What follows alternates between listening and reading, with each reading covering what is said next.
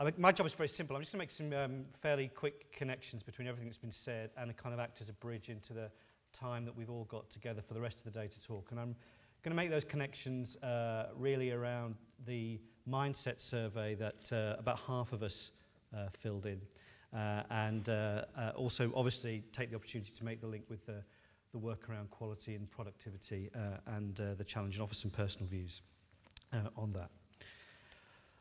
It's interesting that we're in the Churchill room. I didn't realise that today. I don't know how many of you, when you've left Richmond House, either elated and tripping along the road or beaten to death by the experience and wondering kind of how to recharge your batteries. If you walk, as many of you know, down the little road between the Treasury and the Foreign Office, you can visit the Cabinet War Rooms. It's a fantastic way to spend an hour where Churchill and his advisors ran the war. And the thing that's interesting about the Cabinet War Rooms, it's a fascinating place, is if you think about the Second World War, which largely kind of took place over about a 4-year period in Europe between kind of early 1940 and 1944. That's when the big movements happened, and they were extraordinary. There were movements of millions of people and transformations of whole economies and countries, and extraordinary journey from near desperate defeat to victory. I mean, just extraordinary changes at vast industrial scale. And you look at the kind of place that was directed from. It's not some huge complex with sort of supercomputers. It's a place with a small number of tiny rooms where people had conversations and wind-up telephones where they could kind of ring one person at a time. So, you know, that huge scale of transformation wasn't achieved through some massive machine.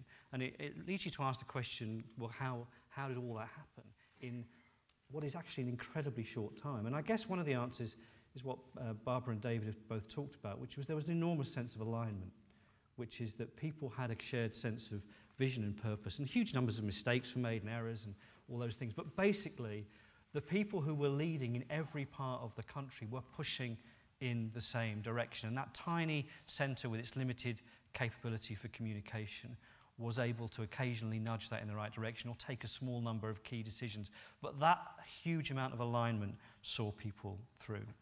And I don't think the analogy is overblown. I mean, it's interesting that the time period of about 4 years is the same as we've got, and it feels extraordinarily short. It's a very pressurised time period, and we've got to achieve a scale of transformational change to protect the NHS for ourselves and our families and our communities at a scale of change that has some comparison. So this task of us being aligned is fundamental. And just to build on something David was saying, something I've heard him say before, I mean, I think we do have a choice as a generation of leaders about whether we are the yo-yo generation, you know, the generation that took the NHS from being an underfunded and significantly underperforming service, or by most comparisons, to being a strong, effective service by those same comparisons, but then in the face of a terrific financial pressure, let that drift back to a point where basic questions were being asked again about whether